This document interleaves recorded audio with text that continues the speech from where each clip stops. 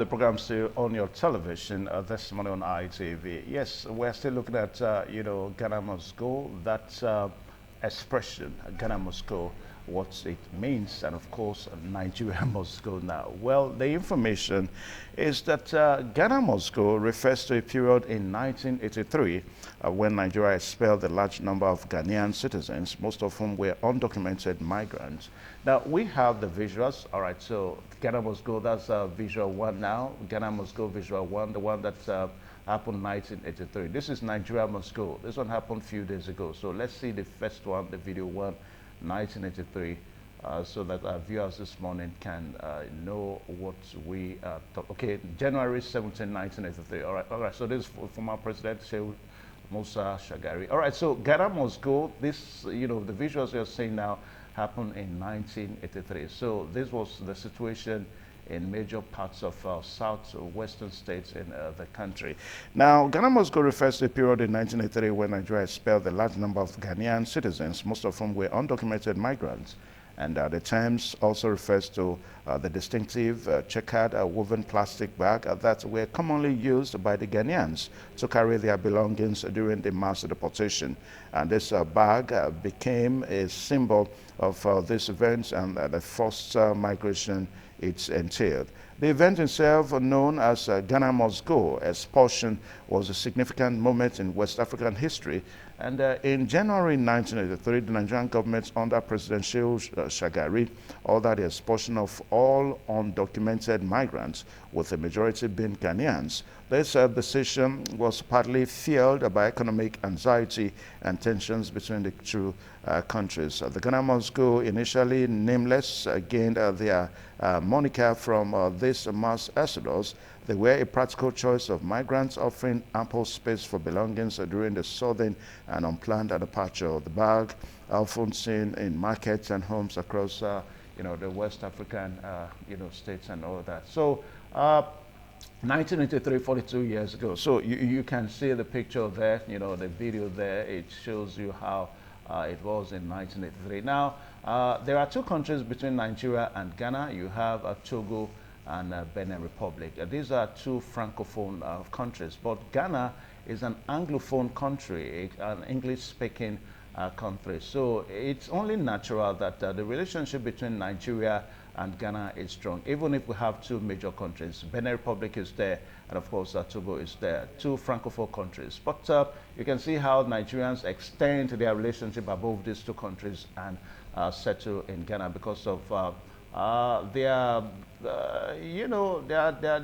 historical lineage in terms of colonial realization, colonial masters, and all that. So that is just a relationship and all that. So what we're going to be doing this time is going to see what happened a few days ago in major parts of Ghana, majorly in Accra, where we saw Ghanaians trooping out, protesting that Nigeria must go. So 42 years after that. All right, so let's quickly see the video. Nigeria must go now. The video two, Nigeria must go. All right, so this is the protest in Accra. Nigeria must go. Let's take a listen.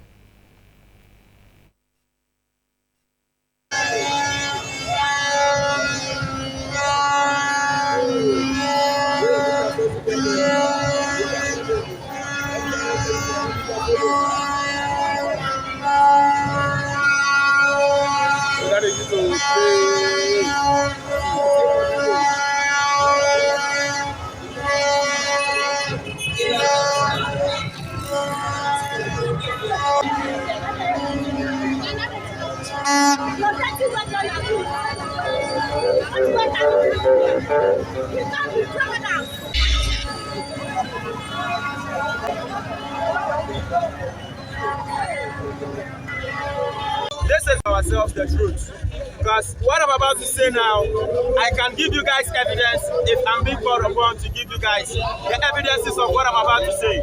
We live in a country now where there's so many human trafficking going on in Ghana. We have Nigerians bringing underage girls from Nigeria, 16 years, 17 years, 18 years, Ladies that are supposed to be in school, that are supposed to be educated, they pack them from Nigeria, they put them in a bus, they bring them to Ghana, they harbor them, 20 of them in a room for prostitution. What I'm saying, like I said, if I'm being called to come out with evidences, I will prove and I will bring evidences of everything that I'm saying. They bring their young men to Ghana, they rent the Ghanaian landlords. You guys should be very careful. They rent our apartment, 2-bedroom. They have about 50 people in there, and then they'll be doing illegal activities in there. Enough is enough. There's been kidnappings in Ghana now. We are not safe. Today, your child will go to school, and the next minute, you are not safe. Today, someone is being kidnapped. The following day, someone is being kidnapped. The next day, someone is being kidnapped. We don't have a problem with foreigners coming into our country. Because definitely, you cannot have a Ghana without a Nigerian. Definitely, there will be a Ghana with a Nigerian. But what we are asking for is that our immigration service, we've been able to access and we can say boldly that there is a leakage in our immigration service. How do people enter into Ghana? People come into Ghana without any verification, without any Ghana card, nothing, no passport. They just get to the border, they find their route, and they are inside Ghana. No documentation. When they commit crimes, how do we trace them? We cannot trace them. Ghana Police Service, these same foreigners are making statements that our police services are weak, our immigration services are weak. We need to stand up as Ghanaians and let them know that we are not weak. And to our politicians, to the politicians in Ghana, to the media houses, this is what you guys do. Hey, I want to say Ghana media, put to be a setup. Ghana media for when to come out.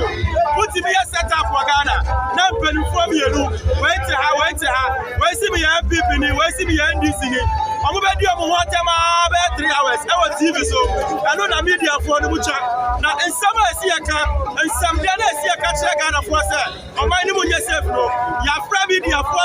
All right, thank you so much. So that those are the allegations, that made the rounds a few days ago, Friday, Saturday, and we say that the allegations, because we don't have any Nigerian there to say whether it is correct or not. So we say that they are allegations.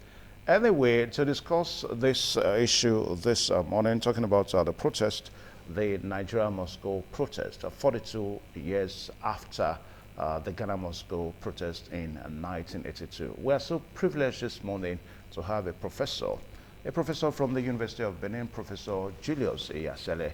He's joining us visually this morning, all the way from Lagos. Professor, a very good morning to you. Thank you for having me, and good morning, viewers. Okay, and we are also expecting Mr. Edward Aswelime. So when we get him, he's going to be with us on the program too, so that he can also bear his mind on the developing issues. Now, Professor, 42 years after between two countries, Nigeria and Ghana, what do you think has changed? Let's start from there. So much has changed. First is that, yes, the Ghanaians have returned, and then Nigerians have continued to live, but Nigerians are living, have continued to live under very thoughtless and directionless leaders. And so, for 42 years, the country has been plundered. Because few days ago, somebody said in 1978, $13,000 goes for 10,000 naira.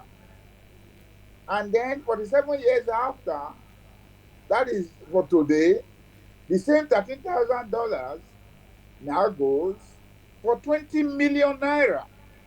And so you see the level of plumering that even the naira itself had gone. Some time ago, somebody said the tie that is selling for a pound or 10 pounds in the UK has remained 10 pounds in the UK. But that tie has become something else in terms of price in Nigeria. So what that means is that between within the 42 years, Nigeria had been so plundered. Hardship has become, a signpost in Nigeria. Hunger has become so prevalent in every nook and cranny, and Nigerians are suffering. And so that had now precipitated the migration or the second slavery of Nigerians into other lands. And then the first to react, okay, the American president reacted few months ago, and now Ghana is reacting again. But I know that several other countries, although unannounced, are reacting. The same thing is happening in South Africa. Xenophobia is so strong in South Africa. And then if you go across even the other West African countries, even Benin Republic here and even Togo, where languages are different because Nigeria is English speaking, Benin Republic is French, the same thing with Togo, it's only Ghana that's English speaking. But even in those countries where the languages are different, Nigerians have continued to find how to raise their head above water. Hunger has become so serious. In South Africa, Nigerians are killed daily. Nobody is responding. Nobody is answering. They are asking Nigerians to also go from South Africa.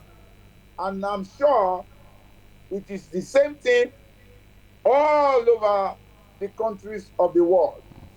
All right, But all Nigeria right, has all right. become So, yeah, Prof, I need to pause you now because we need to take this break right now. We'll be right back. Please stay tuned.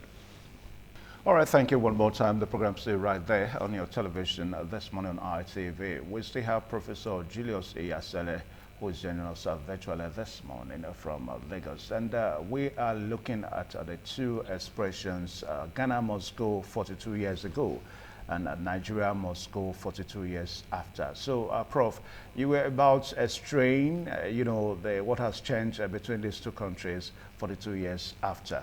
So, may you continue now.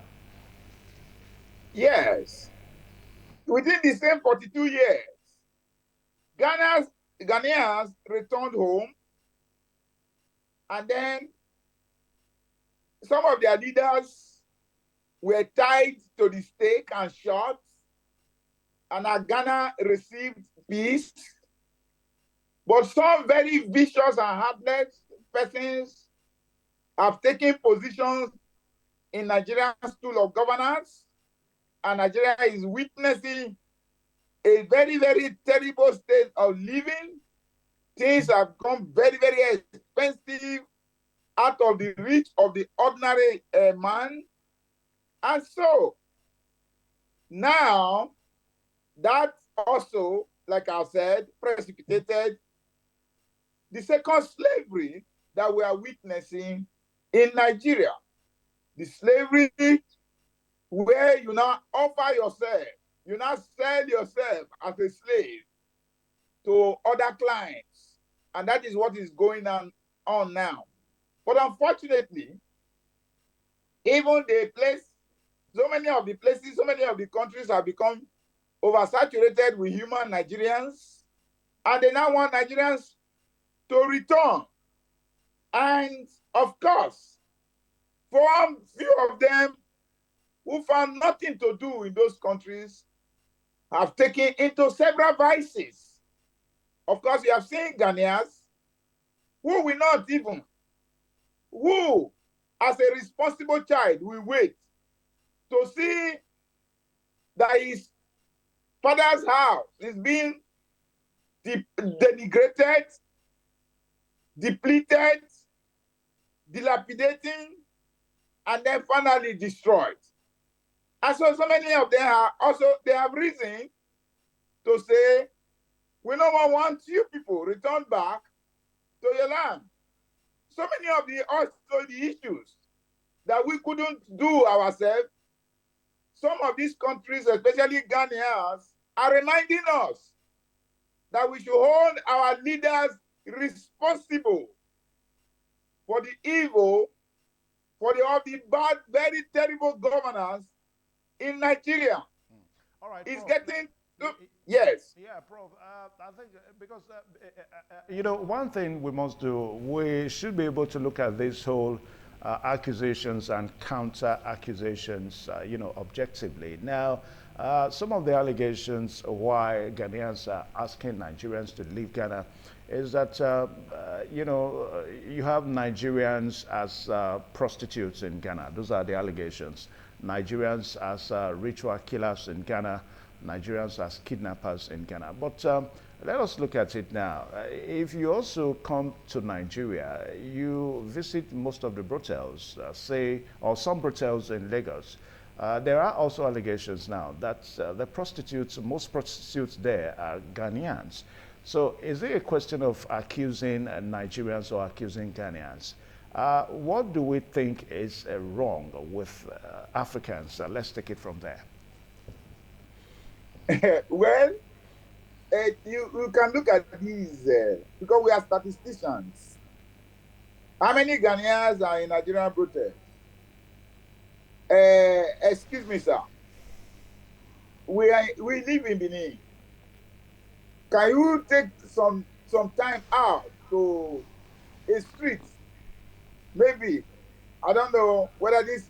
Let me mention a street in Benin. You go to Ihama in the night, and then take the statistics of those prostitutes that are acting as pests, little children, and find out whom they are. Are they Ghanaians? If you find one Ghanaian in midst of about 100 or 1,000 of prostitutes on that street, would you call that the Ghanaians are the ones? No. The truth about it is that Nigerians are, you know, they are everywhere now because they couldn't settle in their own land. That is the honest truth. They can't find something honorable to do in their own country. That is the very truth. Yeah, that is where I want to come. You know, not that I'm at the risk of not countering what you are saying this morning. Now, yes. You started by trying to say that Nigerians are not only in Ghana; they are everywhere in the world. You also talked about the U.S. Now, if you look at the last travel ban that the U.S. government is placing on Africans, it is not only on Nigerians, even Ghanaians are involved. As a matter of fact, Ghana, you know, is one of the countries that President Donald Trump has told that, hey, if you don't fix your identification methodology, you know, the U.S. government seems to be having issues with identifying who comes to their country. So there is a warning to Ghana too that if they don't fix their methodology of identification, that the U.S. may place a permanent ban on Ghana. So don't you think it's not just a Nigerian-Ghana thing? It's more of an African thing, you know, that Africans are leaving the continent in droves. I think that's the situation, Professor. To some extent, not to a great extent. Your assertion, to some extent, not to a great extent. That is the honest truth. You know, Ghana is just about 1/10 or 1/15 of Nigerian size. That is and then also in terms of population. So any black skin you see, you call it a Nigeria, and to a great extent, it's like that. If you look at the statistics, that is why it is like that. I traveled at the time. I was on a route to Dubai. I met a Nigerian woman who hails from Ihiala in Nigeria, but they come to Murtala Mohammed Airport to fly to Dubai. Of course, she was into genuine trade. She comes to Dubai to buy phones and all that, and returns back to Ghana. And she told me she was flourishing in Ghana. We talked about that they invest in Ghana. They have Ghanaians who are their employees and they are being paid. So now that we're having this situation, what do you think is going to be the implication? No, I've stated that Ghanaian music has developed along the same line with that of Nigeria.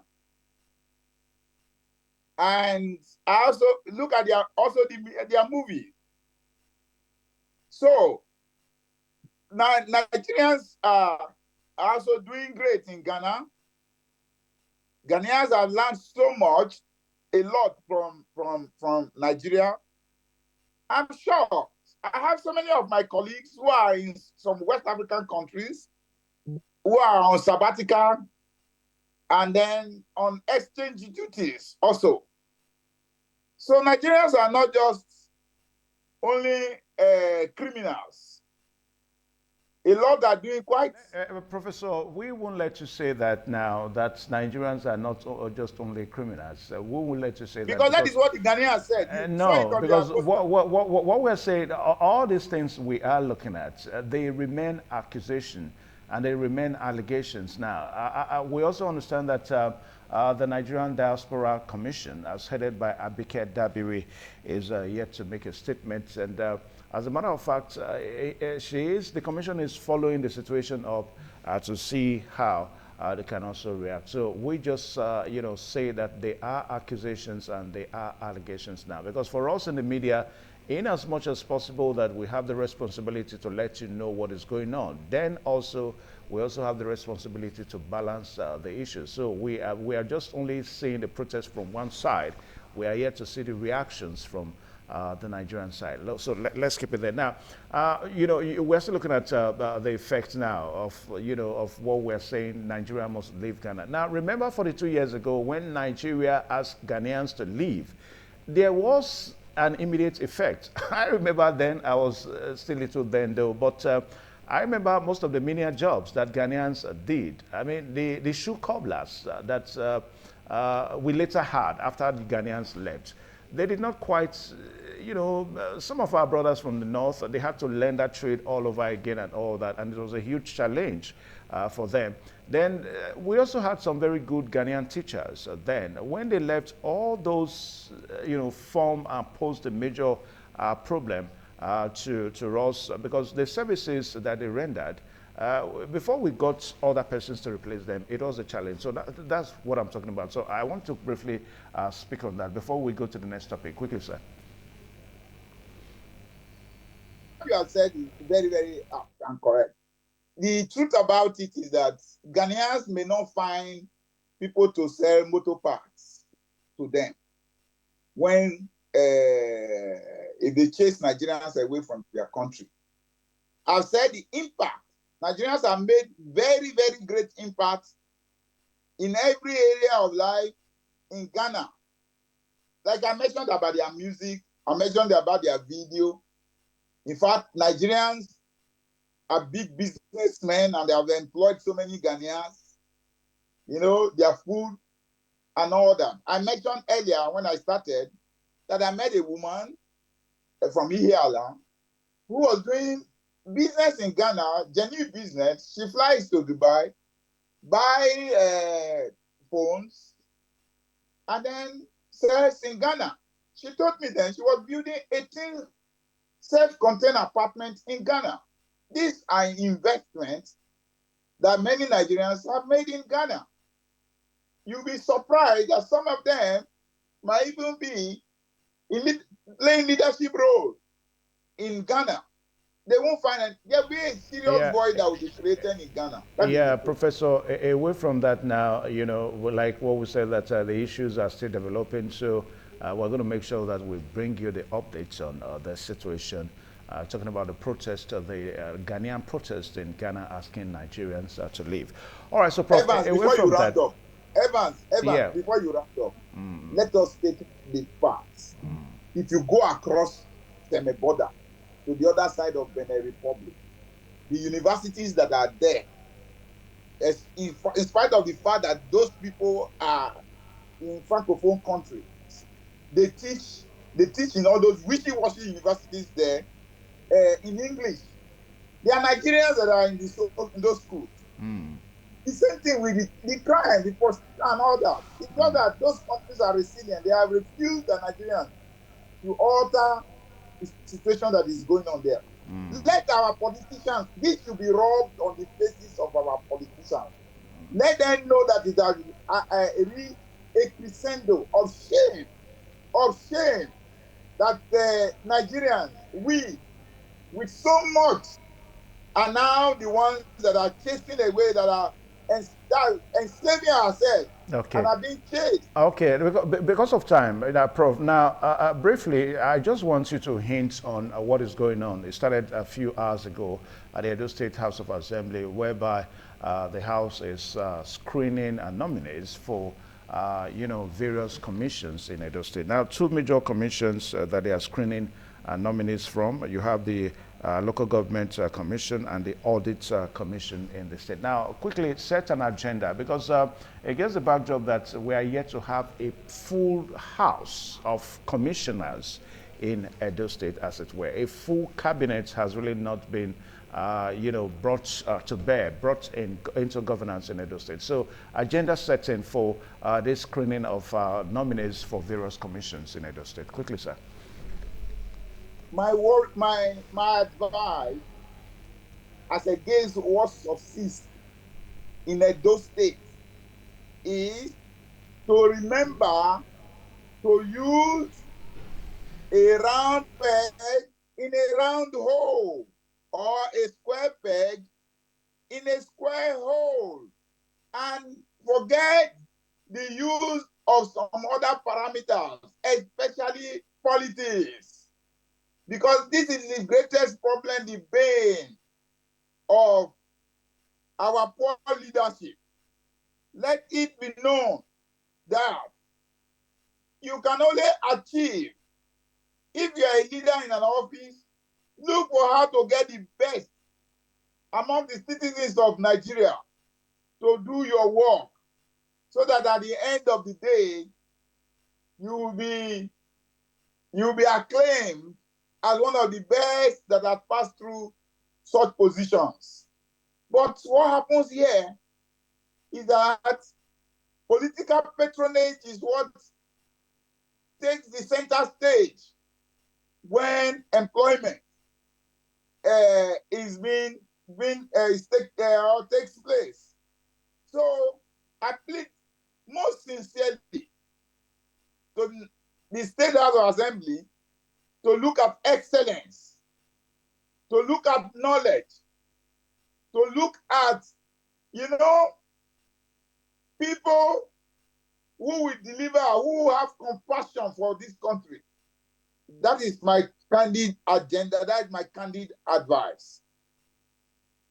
All right, so Prof, thank you so much for your contribution into what we are looking at today. We most sincerely thank you. So like what was said a while ago, that the issue of the protest in Ghana, asking Nigerians to leave, is still developing, and we'll make sure that we get to the nitty-gritty of it, so that we get reactions and counter reactions. Because whether we like it or not, human nature, you cannot stop any person from leaving, where he has to live, to go to another place.